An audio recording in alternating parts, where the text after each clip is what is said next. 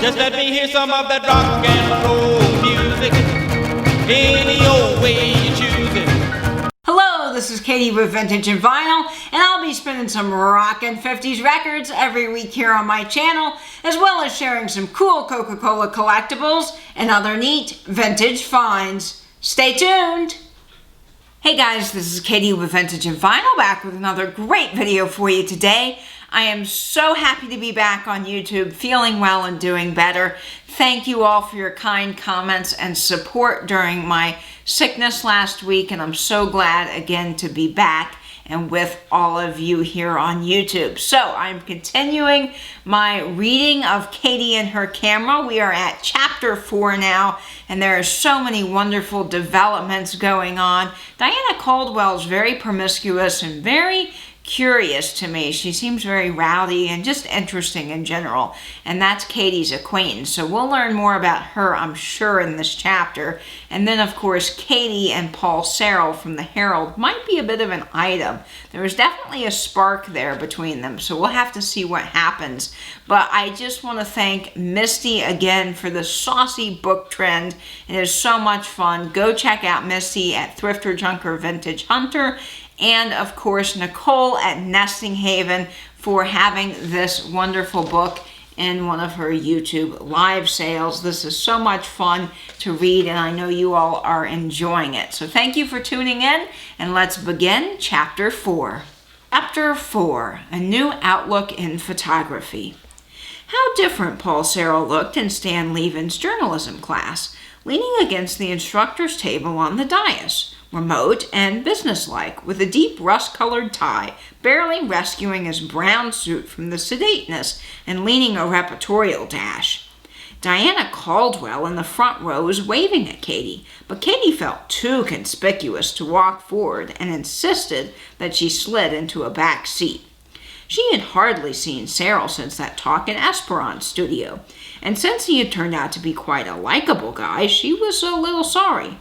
Stan introduced the speaker and then tipped his chair back in a perilous balance behind the table with the manner of an impresario presenting a new Casaro.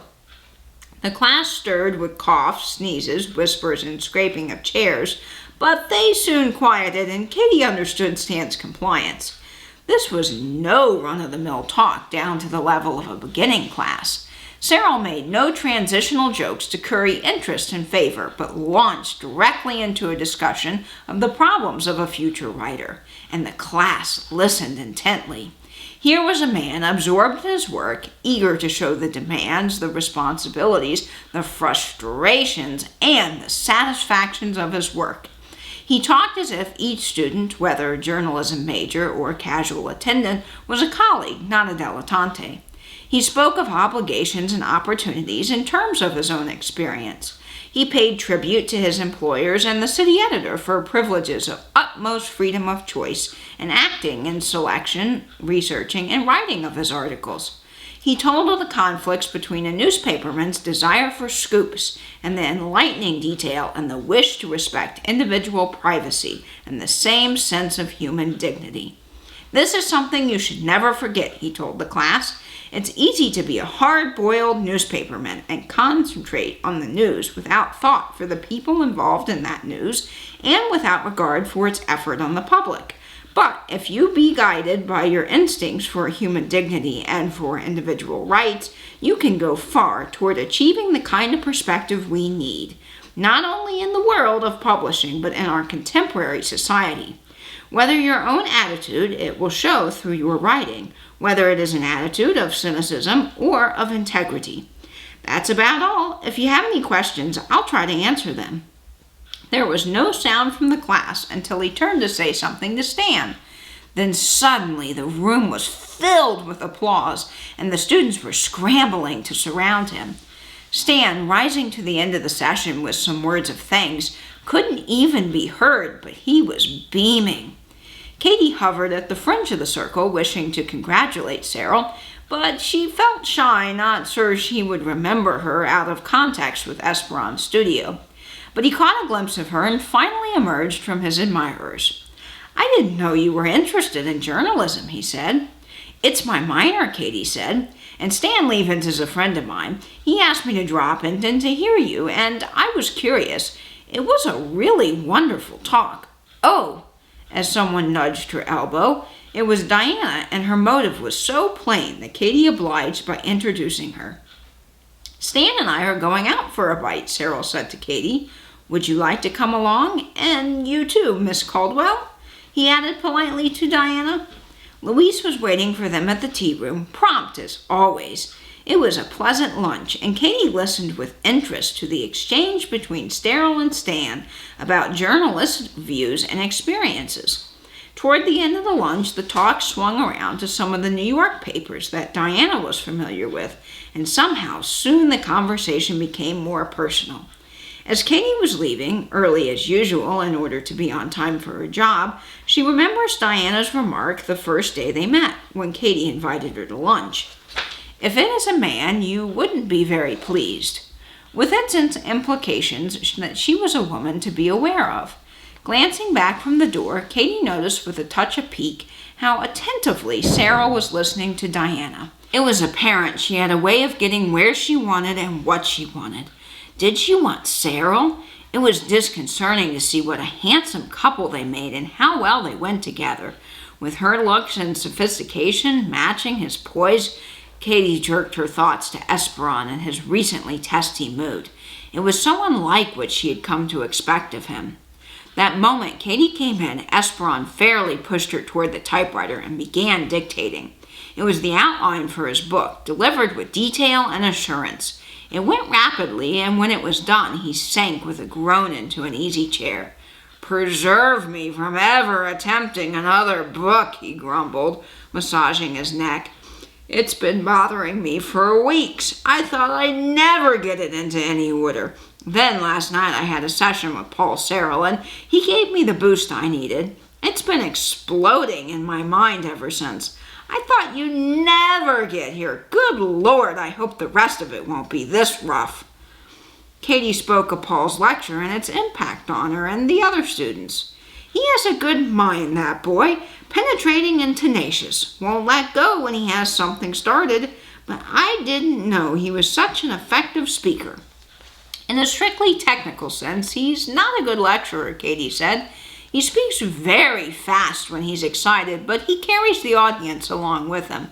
It's a matter of combination of personality and intense conviction, I think. How long has he been in newspaper work? Esperon scratched his chin, which was bristly and needed shaving. About 5 years in Minneapolis since I've known him.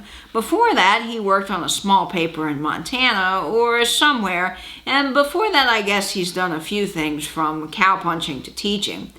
He gave Katie a sly look and continued. Age around 30, marital history none, romantic interest flirting, much sought after by young society girls and matrons. Katie's cheeks were afire again, but this time she laughed with him. That's not fair. You know I wasn't asking about that. Have I so much as mentioned him until now? No, which is odd considering what an attractive prospect he is and that you have a lively curiosity about most things in people. As a matter of fact, I left him just now at lunch with a beautiful blonde from Connecticut, just his type, worldly and witty and all that, and did she like him? Some tactics you use, Esperon snorted. Throw the man to a beautiful blonde right away? Tactics! Katie was honestly appalled. What are you talking about? In the first place, he's not mine to throw around. He thinks I'm just some nice little schoolgirl.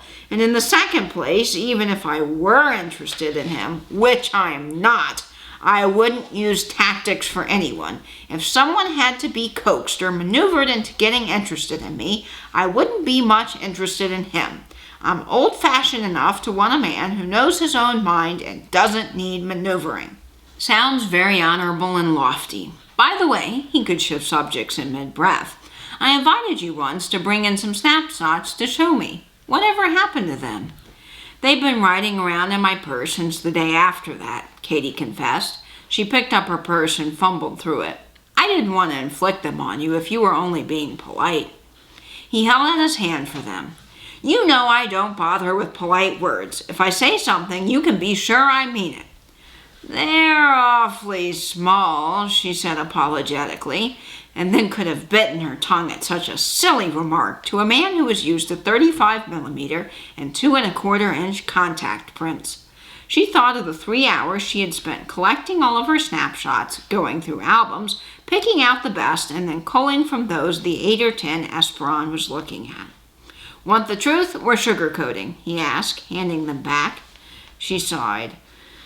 "Oh, that tells me. Go ahead, dish out the worst." "Well, it's on the negative side. Medium is good in composition. You apparently follow instructions well. You show a little more interest than the average amateur in the spontaneous, unposed, unplanned shot, but I see nothing that suggests much imagination or a sense of action. A couple of them have a rather daft satirical touch, which is not unusual. I suppose that means I better stick to my typewriter." She felt a twinge of disappointment in spite of her effort to be nonchalant.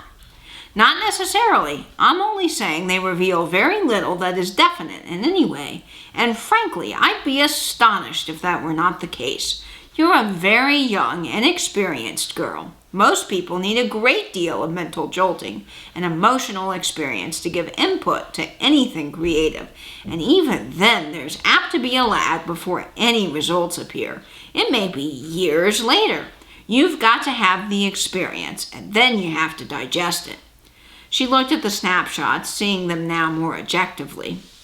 "What amazes me on looking them over is that I ever had the nerve to consider them worth showing you. When I think of your photographs and the ones I see in your books—" "Now, Katie, don't lash yourself. The fact that you see them differently now means it has helped you look at them more objectively and critically. Indirectly, you have been getting some experience, and your dissatisfaction suggests that you might have been ready for a step forward. Remember your Hamlet, Katie. Ripeness is all. And don't try to rush yourself into anything. It will come in good time." He paused to light a cigarette. "How would you like to borrow one of my cameras for the week and try it out?" She almost held her breath. That's like asking if I'd care to wear the crown jewels. Gosh, but I'd feel so horribly responsible. "Just be normally careful with them as you are around the studio. They're insured, of course, but don't take any chances." He brought out a Leica and a Rolleiflex. She touched them both and was very timid about handling them, and finally decided on the Rolleiflex in its worn brown leather case. "Good choice," he approved. "It's a remarkably versatile camera and a fine one to learn on, if you remember that other cameras also exist for various purposes. Some people get stuck on one camera and never get around to trying out others." He briefed her on the workings of the Rolleiflex and on the principles involved, reminding her that the viewer showed in reverse exactly what would register on the film. He coached her in loading the camera and in using the automatic transport, which sifted the roll as it was used. Then he gave her several rolls of Super XX film, which seemed very generous. "Now, it's up to you. Come close to your subject, keep it simple. Think about it and what it means and how much you really want to take it. Look for something that interests you, not something you feel you ought to shoot. And experiment. Don't be afraid to waste a few pictures. You learn by mistakes. So good luck and have fun." So guys, that is it for this week's reading of Katie and her camera. We will continue next Monday at 10 a.m. with Chapter 5. I hope you guys will stick around for that. And I have some fantastic content coming up this week for you. I've got a very special video Wednesday, very exciting, very different, so you do not want to miss out on that. And I will be coming to you soon with a live celebration for my 200 subscriber mark. I cannot believe that I am at 250 now. I am so honored, guys, and I just want to thank you and send love out to all of you who have been so kind on YouTube. So thank you, thank you, thank you. And for now, stay in, stay safe, and binge YouTube. That's why I go for that rock and roll music. Any old